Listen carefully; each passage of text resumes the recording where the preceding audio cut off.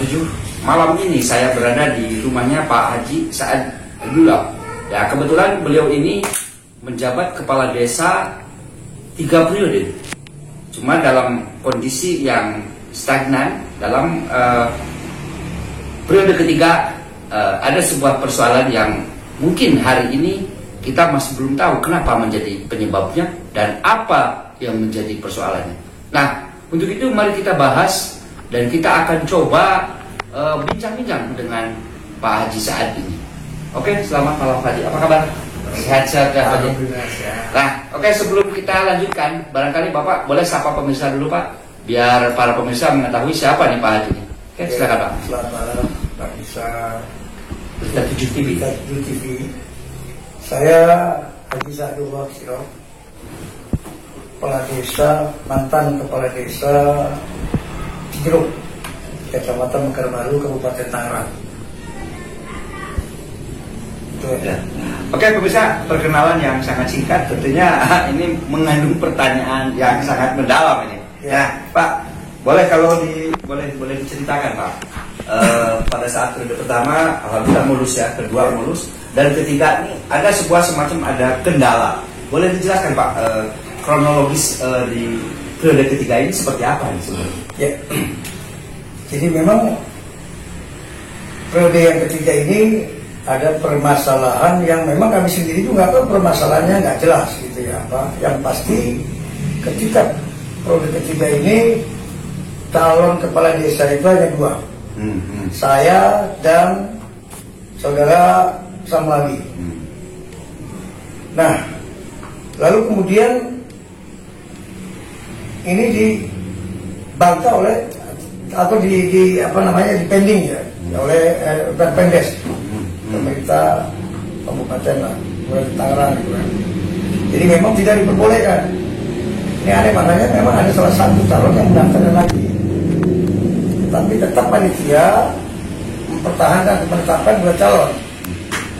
Tapi yang lebih anehnya kenapa? Ketika testing, ini ada testing, panitia menetapkan lalu kemudian mengusulkan, meloloskan testing ke tingkat kabupaten.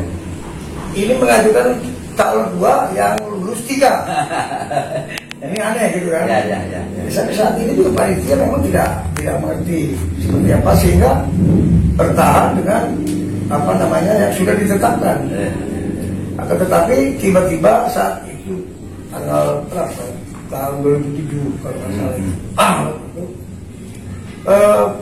Panitia bupati mengeluarkan SK penundaan. Jadi memang aneh, yang pertama bupati mengeluarkan SK pelaksanaan serentak kabupaten sebanyak 78 desa. Ya. Tetapi kemudian menyusul penundaan. Di sisi lain ada penundaan. Ada penundaan. Iya. Penundaan pelaksanaan desa Cijeruk. Artinya ada 2 SK. Ya. Nah, sampai dalam proses lebih lanjut, pelaksanaan tetap yang 77. Jadi pertanyaan, kalau memang SK serempak di 78 desa, tiba-tiba yang dilaksanakannya hanya 77 desa. Iya. Itu apakah memang SK beliau ini sah atau tidak kan begitu? Betul. Lalu kemudian terus sampai ke PTUN. Ya. Kita daftarkan ke PTUN. Singkat cerita kalah bupati. Lalu kemudian banding ke PTUN. Kalah lagi. Ya. Sampai kasasi. Kalah lagi gitu. Kemudian dengan sangat terpaksa barangkali beliau cabut ya. Kalau ini SK soal penundaan ada situ ya. Lalu singkatnya kami pelaksanaannya dibarengi dengan yang periode berikutnya. Nah gitu. Sampai kemudian saya terpilih kembali jadi 3 desa dan ke 3 lagi. Terus kemudian ada persoalan pribadi. Lalu kemudian persoalan kami ini, jadi memang pertanyaannya memang apakah kesalahan saya ini membentur tugas saya sebagai kepala desa atau tidak? Itu aja. Kalau memang saya membentur gitu kan, Memang dari mana apa dasar hukumnya? Karena memang yang diberhentikan kepala desa yang bermasalah itu jelas yang diancam dengan hukuman penjara paling singkat 5 tahun. 5 tahun ya, betul. Sementara saya hanya ancamannya 4 tahun. Tuntutannya 7 bulan. Vonis 4 bulan. Sangat jauh ya dengan jauh. Lalu kemudian ketika itu tidak diberhentikan sementara, terus kemudian ketika saya sudah kembali, saya nggak langsung ke rumah, saya langsung ke desa. Saya mencoba mengumpulkan tokoh masyarakat, RT dan keseluruhan. Saya beban moral di situ, saya jelas saya mengundurkan diri gitu kan, kalau memang ini. Kemudian ketika itu saya dipertahankan oleh warga, intinya oleh tokoh, program tokoh di situ, tapi semuanya lah. Sehingga ya kita mengatur kembali gitu kan, sehingga sempat di tahun 2019 ini apa namanya ada masa jabatan BPD habis. Jadi memang ada pembentukan panitia apa namanya BPD. Ketika itu saya masih menandatangani ya tanggal 23 Januari. Iya. Ya ternyata memang surat saya ternyata sudah diberhentikan tanggal 21 Januari 2019 itu. Per 21 Januari. 21 Januari. Kita nggak tahu, kami nggak tahu. Saya masih tetap itu di kantor dan memang bersama-sama dengan camat, gitu kan. Dan tiba-tiba tanggal 30 itu disampaikan pemberhentian itu. Padahal terhitung tanggal 21 ya Pak ya? Tanggal 21, tapi pemberitahuan tanggal 30. Tanggal 30. Ini sebuah pertanyaan. Nah, kok bisa ini kelihatannya ada apa ini sebenarnya? Nah, sampai ketika pemberhentian tanggal 21 dan pemberitahuannya tanggal 30. Nah, mari kita bedah kembali dan mari kita coba bincang kembali. Kenapa bisa seperti itu? Nah Pak, kalau tadi berbicara bahwa pemberhentian tanggal 21, terus pemberitahuan tanggal 30. Artinya kan berarti secara ini sudah jelas bahwa dari mulai tanggal 21 seharusnya sudah berhenti ya Pak ya? Ya. Tapi masih menandatangani itu Pak. Ya. Nah terus boleh dijelaskan lagi Pak, seperti apa tadi? Ya memang ketika kita tanya pun alasannya memang enggak jelas ya. Ya gimana ya? Ya sebetulnya ini aneh lah, makanya kan memang langsung tanggal 1 itu berarti kan, 1 hari setelah penting, 1 hari langsung PJS pada PJS, yang langsung ditunjuk dari kecamatan ya? Ya, jadi memang tidak sesuai dengan mekanisme yang saya baca lah, saya adalah gitu lah. Jadi memang pada intinya kalau memang pemberhentian saya ini dasar hukumnya dari mana itu aja sebetulnya. Saya yang bukan mempersoalkan saya berhenti dari kepala desa, cuma dasar hukum pemberhentian tersebut gitu. Ya kalau melihat misalnya soal kesalahan, apakah kepala desa Kabupaten Tangerang ini benar semua, tidak pernah salah apa? Kan gitu. Dari 246, apakah semuanya ini orang benar? Kan begitu. Banyak yang mereka lakukan juga, kesalahan kan itu. Lalu kemudian dengan kasus yang sama, ada teman kepala desa di daerah lain, itu yang ponisnya 8 bulan, 10 bulan. Masih berjalan 3 bulan. Jadi ketika keluar dari apa, katakanlah penahanan berarti dia masih tetap aktif lagi. Maka sempat saya bilang saya menulis ya di satu media. Kalau saya bilang pemberhentian saya ini bukan berdasarkan undang-undang nomor 6 tahun 2014 tentang data, tetapi ini persoalan sentimen pribadi. Sampai saat ini, sampai saya menantang. Ayo kita berdua, ayo kita argumen tentang pengangkatan dan pemberhentian kepala desa. Kan begitu, nggak pernah ditanggapi. Makanya itulah kadang-kadang saya juga terlintas gitu ya. Pengen bagaimana agar persoalan saya ini sampai ke pakar hukum tata negara kan begitu ya. Ya seperti itulah. Memang biar ada jawaban yang kadang-kadang juga saya berpikir terlintas gitu ya, bagaimana implementasi tentang undang-undang nomor 6 tahun 2014 ini gitu kan. Ini undang-undang kan enggak? Betul. Sedikit biaya uang rakyat ini, waktu juga enggak. Ya kan terlalu lama lah kan begitu. Pak, sebentar siapa Pak, kalau tadi saya pernah sempat dengar bahwa ada yang kasus yang sama itu di sampai 8 bulan ya.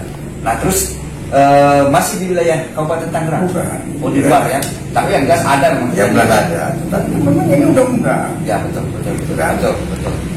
Yang memang diperlakukan juga buat daerah lain kan begitu ya. Betul. Jadi maaf nih, suara lagi. Nah, Pak, kalau tadi sempat yang ada sentimen pribadi, kalau boleh tahu, kira-kira ada sentimen pribadi seperti apa nih kira-kira? Nah ya kalau memang nggak ada, dia nggak menjelaskan. Saya bilang kalau memang saya ini salahnya apa, biar saya bisa mengubahnya. Sebagai pimpinan harus memanggil kan ya? Ya iyalah, kan begitu. Betul. Kita siap kan, apalagi sebagai pimpinan, kalau berteman juga kita akan terima. Iya, betul. Itu kan, soalnya kita juga punya keluarga, punya anak, istri kan begitu ya. Anak juga tentu punya cita-cita, punya mimpi kan. Betul. Ada kan memang justru yang saya paling takutkan, yang saya paling takutkan itu menjadi orang tua. Betul. Ya itulah yang memang nggak baik kan buat anak-anak gitu ya. Makanya kita juga mau ngejelasin sama keluarga juga bingung. Itu Pak, kejadiannya kalau boleh tahu tepat persisnya itu tanggal berapa kejadiannya dan tahun berapa itu? Kejadian? Ya, kejadian yang sempat tadi bahwa ini sebenarnya tidak sesuai ini, harusnya ketika selesai itu kembali lagi menjabat, karena tadi itu ancamannya kan hanya sekian dan itu sudah ada perhaban kan? Iya, itu kejadiannya tanggal 11 bulan Desember 2018 putusan. Ya. Tanggal 16 bulan Desember 2018 saya bebas. Yang tadi saya langsung. Artinya kan sekarang berarti bupati yang sekarang berarti ya? Bupati yang sekarang. Ya. Nah terus Pak, setelah tadi proses itu berjalan, bupati tidak pernah memanggil dan menyampaikan bahwa Anda ini salah ini nggak pernah ada. Nggak pernah. Karena saya pengen di konforti pun, saya pengen silaturahim pun di Cikal. Nggak pernah di kesempatan. Nah ini adalah salah satu contoh pemimpin yang mungkin tidak sesuai. Seharusnya ketika ada sebuah kesalahan daripada katakan bawahannya, minimal ada sebuah proses pemanggilan dan tentunya kita diluruskan. Jadi jangan sampai nanti ini menjadi sebuah hal yang akan bisa mengakibatkan kepada kepemimpinan ke depan. Nah itu. Nah terus Pak, sekarang ini kan sudah hampir 1 tahun ya, sudah hampir 1 tahun lebih berarti ya, 2019, 2020 berarti anggaplah 1 tahun. Nah sekarang apa nih Pak yang masih unek-unek dalam pikiran dan benak Bapak sampai bisa terganggu dengan kondisi yang seperti ini Pak? Ya memang yang pertama yang masih terlintas itu ketika pelantikan. Ketika pelantikan periode yang ketiga sebelum kejadian itu yang masih terlintas itu pelantikan itu 36 desa, satu kabupaten. Periode itu ya. Ya. 1, 2 saya ada di barisan ke-12. Jangan terlalu mereka bupati itu dilantik. Ya. Dilantik ketika pas 12 pilihan saya bukan dilantik, mereka berantem kan begitu. Iya, siarnya dilantik kita. Sampai pengeluaran bangsa begitu bahasanya. Iya, itu yang masih terngiang ya. Lalu kemudian juga bahasa-bahasa yang memang aneh gitu kan, yang buat sedih saya sebagai warga Tangerang. Kok pemimpin saya kayak begini gitu kan? Ya itulah bahasa-bahasa kayak tadi sampai siapa macam-macam dan lain sebagainya tentang nulis di media dan apa. Saya bilang kalau memang di Facebook ya. Ya Facebook. Saya bilang kalau memang saya salah, yang mana? Apa kan ada undang-undang IT gitu. Yang mana? Waduh sudah berlama itu waktu itu bisa dialihkan ya, dialihkan oleh salah satu anggota. Itu satu yang kedua. Kedua memang harapan tadi ya. Harapan itu jangan sampai terjadi lagi lah sebetulnya gitu ya. Jangan sampai terulang oleh seorang kepala daerah seperti ini. Mau kepala daerah manapun di seluruh Indonesia ya. Ya, Indonesia. Karena ini kan sama aturannya gitu kan. Ini itu kan cukup ini aja. Cukup Bapak yang berkorban ya Pak. Ya, itu aja. Lalu kemudian jangan sampai terjadi lagi dengan kepala desa yang lain. Jadi khususnya di Tangerang, umumnya Indonesia kan begitu. Karena memang kita sama di dalam ketentuannya, di dalam undang-undangnya, kan begitu. Ada pelindung hukumnya di situ sama. Cukup hanya saya. Nah Pak, dengan adanya kejadian seperti ini, saya kira Bapak berharap persoalan ini yang menimpa ke Bapak ini, baik kepada gubernur, Menteri Dalam Negeri, dan termasuk kepada Presiden, dengan adanya hal yang seperti ini, apa nih Pak yang perlu disampaikan? Ya, harapan saya yang paling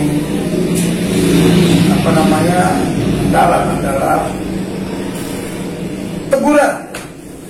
teguran kepada beliau.